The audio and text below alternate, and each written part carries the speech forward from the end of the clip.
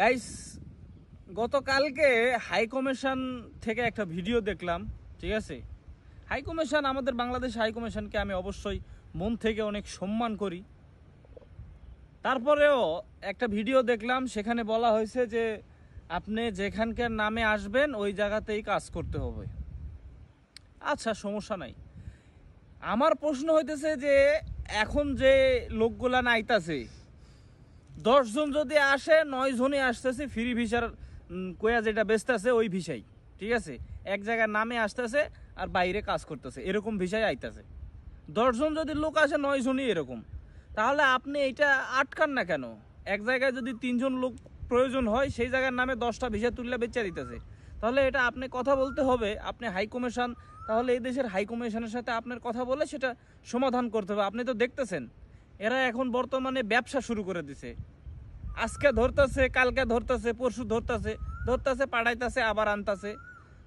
এর মধ্যে যে কত মানুষের ক্ষতি হইতেছে, যারা এই যে 5 লাখ 4 লাখ টাকা খরচা করে আসতেছে, নতুন লোকও ধরা খাইতেছে, চলে যাইতে হইতেছে, কিচ্ছু করার নাই। আমিও জানি যে এখানে কিছু করার নাই, কি করবে? কিন্তু দোষ কিন্তু ওদের না, দোষ আমাদের। যারা এই জায়গাতে আস ঠেকায় যে দালালি মালালি করতেছে, হাই কমিশন, এদেরই তো দোষ। এরা ব্যবসা শুরু করছে। আপনার তো দায়িত্ব এটা, তাই না? যে আপনি ভালো মন্দ দেখবেন, তো আমাদের এটা তো আপনার দায়িত্ব। আপনি এই হাই কমিশনের সাথে কথা বলবেন যে এইটা করতেছেন, এই যে আপনি কোম্পানির নামে আসেন, না হলে ভিসা দিয়ে নিয়ে আসেন, আপনি দেখেন এইটা ডিটেলটা দেখেন, কোন জায়গাতে আসতেছে না আসতেছে। আসার আগে যখন ভিসা উঠতেছে তখন এইটা করেন, আসার পরে আপনি পাঠায় দিতেছেন। এটা তো সেই লোকটা তো ক্ষতিগ্রস্ত হইতেছে। 4 লাখ 5 লাখ টাকা খরচা করে 3 মাসের মাথার যদি চলে যাইতে হয়, ওই 3 মাস কাজই নাই। নতুন লোক আসতেছে, 3 মাস 4 মাস কোনো কাজই পাইতেছে না, চলে যাইতেছে, ধরে পাঠায় দিতেছে। দেখা যাইতেছে আরেক জায়গার আইডি কার্ড, আরেক জায়গায় কাজ করতেছে, ধরে পাঠায় দিতেছে। তো এটা তো আপনার তো কথা কইতে হইব। আপনি এটা কথা বলেন, এটা যে কোনো একটা সমাধানে আসতে হবে তো এটা, তাই না? এই সরকার আসার পর থেকে ধরতেছে পাঠাইতেছে, আবার আনতেছে।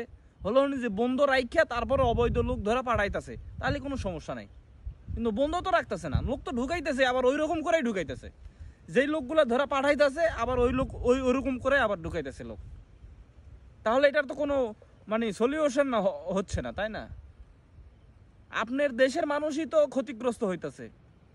এমনও ফ্যামিলি আছে 4-5 লাখ টাকা ঋণ নিয়ে আসতেছে, কাজ নাই, দেশের লোক বিপদ, এর তো অবস্থা খারাপ, পুরো ফ্যামিলি শেষ। তো আমি হাই কমিশনকে দৃষ্টি আকর্ষণ করছি এটাই, যে আপনি কথা বলেন, এইটার একটা সলিউশন আপনি বার করে নিয়ে আসেন। ঠিক আছে, গত একটা ভিডিও বানাচ্ছিলাম কিছুদিন আগে হাই কমিশন নিয়ে, তো কে যেন আমাকে কমেন্ট করছিল যে ডিপোর্ট করবো। আমাকে ডিপোর্ট করুক, কোনো সমস্যা নাই, কিন্তু এই সমস্যাটা সমাধান হোক, একটা সলিউশনে আসুক। এরা যে ব্যবসা শুরু করে দিছে, লোক ধরা পাঠাইতেছে, আবার আনতেছে। এখন সে নতুন লোক হলো না পুরান লোক হলো, দেখার বিষয় নেই।